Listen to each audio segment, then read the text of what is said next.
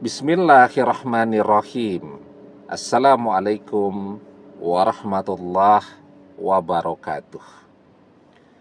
Bapak-bapak, ibu-ibu, mas-mas, mbak-mbak, khususnya adik-adikku sekalian yang dirahmati Allah dimanapun Anda berada.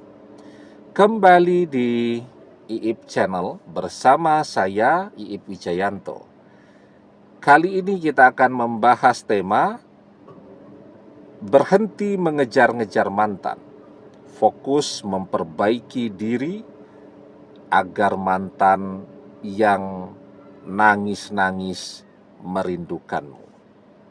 Ya, sekarang mungkin kita jungkir balik mengejar-ngejar mantan, bukannya kembali, mantan semakin menjauh.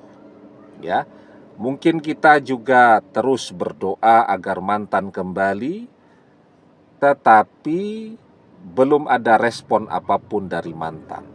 Nah, sekarang apa yang harus kita lakukan agar mantan yang sudah tidak pernah kangen kepada kita lagi ini, kita merasakan tidak ada satupun tanda-tanda di sekeliling kita bahwa mantan merindukan kita, tidak ada. Ya, bahwa mantan misal mengintip media sosial kita, mencari tahu apa yang terjadi di dalam kehidupan kita, kita tidak pernah merasakan tanda-tanda itu. Sepertinya mantan betul-betul sudah begitu nyaman dan bahagia berpisah dengan kita, artinya mantan sudah benar-benar tidak pernah lagi kangen kepada kita. Sekarang, apa yang harus kita lakukan agar mantan jadi kangen kepada kita? Karena mantan tidak akan pernah balik kepada kita kalau dia tidak kangen, ya tidak? Dia kan akan balik kalau dia kangen. Coba tuh kita dengan kampung halaman kita, ndak kangen, ya ndak mudik kita. Ya, coba kalau kita kangen, misal mudik lebaran itu, wah itu jalan macetnya luar biasa, butuh perjuangan ekstra. Jalan yang biasanya bisa ditempuh misal 1 hari 1 malam, ketika semua orang mudik lebaran, nah itu bisa sampai 2 hari 2 malam. Ya, kenapa kita tetap menjalaninya meskipun itu berat? Karena kita kangen kepada kampung halaman kita. Kita balik. Begitu juga dengan mantan, ya. Ketika mantan ini kangen kepada kita, nah itulah yang akan menggerakkan dia untuk balik kepada kita. Apa yang harus kita lakukan agar siapa saja yang kita kangeni juga jadi kangen kepada kita, agar siapa saja yang kita sebut di dalam doa kita, yang kita panggil di dalam doa kita, datang kepada kita karena kangen tadi. Nah, ada 4 hal yang harus kita perbaiki. Di dalam sebuah hadis, Rasulullah bersabda, al-jannatu mustakatun ila arba'ati nafarin. Surga itu rindu kepada 4 manusia. Coba bayangkan, kalau surga saja rindu kepada orang yang punya sifat-sifat ini, apalagi manusia yang mereka sebut tadi, manusia yang mereka kangeni. Wong surga saja yang jaraknya tidak tahu kita berapa jauhnya dari bumi ini, ya, itu rindu kepada 4 manusia ini. Ketika 4 manusia ini, misal manusiawi ya, dia rindu kepada seseorang, wah itu orang di sana itu yang dia rindukan itu jungkir balik merasakan energinya, karena betapa hebatnya sifat-sifatnya, ibadahnya, amaliyahnya, bahkan kebaikannya itu menggetarkan surga. Sehingga surga pun kangen kepada dia, dia pun banyak diperbincangkan di surga, meskipun dia masih segar bugar, sehat walafiat, panjang umur di dunia, tapi namanya sudah amat sangat populer di surga sana. Ya, maka disebutkan di dalam hadis, al jannatu mustakatun ila arba'ati nafarin. Surga kangen kepada 4 golongan manusia atau 4 manusia. Yang pertama, talil Quran. Yang kedua, wa hafizil lisan. Yang ketiga, wa mun'imil ji'an. Yang keempat, wa saumi fi sahri Ramadan. Ya. Jadi yang pertama, talil Quran. Orang yang senantiasa rajin membaca Al-Quran.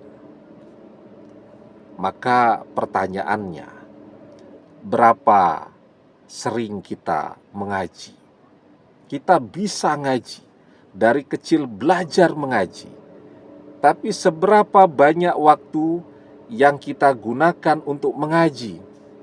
Setiap tahun nih, 12 bulan, berapa kali kita berkesempatan untuk menghatamkan membaca Al-Quran?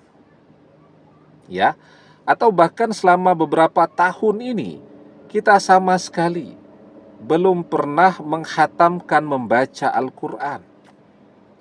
Ya, padahal kalau orang itu talil Quran, dia rajin membaca Al-Quran, maka tadi bahkan surga pun rindu kepada dia. Ya, dan pahala membaca Al-Quran itu kan untuk diri kita sendiri. Pahalanya itu luar biasa besarnya. Maka di dalam hadis juga dijelaskan, man qara'a harfan min kitabillah falahu bihi hasanah wal hasanatu bi asri amsalihah. Barang siapa yang membaca 1 huruf dari Al-Quran, maka baginya 10 kebaikan atau 10 pahala. Ya. Maka kemudian dijelaskan lagi, la aqulu alif lam mim harfun. Aku tidak mengatakan, kata Rasulullah, alif lam mim, pembukaan surat Al-Baqarah itu, sebagai 1 huruf. Walakin, akan tetapi, alif harfun, walam harfun, wamim harfun. Ya, alif dihitung 1 huruf, lam dihitung 1 huruf, mim juga dihitung 1 huruf. Jadi ketika orang ngaji surat Al-Baqarah, dia membaca ayat yang pertama, alif, lam, mim, ada 3 huruf, sudah dapat 30 pahala. Ya, nah, jadi itu yang harus kita perbaiki. Sekarang itu kita harus lebih dekat kepada Al-Quran. Kita harus lebih banyak mengaji. Ya, yang kedua, wa hafizil lisan. Orang-orang yang senantiasa menjaga lisannya dengan sebaik-baiknya. Ya, nah, daripada kita ngobrol yang tidak ada manfaatnya, gosip, bergibah, ngerasani, dan seterusnya, lebih baik kita diam, lebih baik kita mengisi waktu kita tadi dengan mengaji. Ya, atau kita kalau lagi ngobrol bersama orang-orang sedang ngegosip, ngerasani, dan seterusnya, ya sudah, kita lebih baik diam. Maka kita diajarkan, man kana yu'minu billahi wal yaumil akhir falyakul khairan aw liyasmut. Dan barang siapa yang beriman kepada Allah dan hari akhir, hendaklah dia berkata yang baik-baik, dan jika tidak bisa, maka diam menjadi lebih baik. Itu yang kedua, wa hafizil lisan. Dan yang ketiga, wa mud'imil ji'an, orang-orang yang suka memberikan makan kepada orang yang lapar. suka bersedekah, suka membantu orang lain, suka meringankan beban dan kesusahan orang lain, ya. Dan yang keempat, wasaumi fi sahri Ramadan. Orang-orang yang berpuasa di bulan Ramadan, ya. Nah, ini 4 manusia yang dirindukan oleh surga. Kalau 4 sifat ini ada pada diri kita semua, insya Allah, ya, siapapun yang kita kangeni akan kangen kepada kita. Siapapun yang kita sebut di dalam doa-doa kita akan datang kepada kita karena kangen yang tidak bisa dia bendung lagi. Demikian, semoga bermanfaat. Wallahu a'lam bissawab, billahi taufik wal hidayah.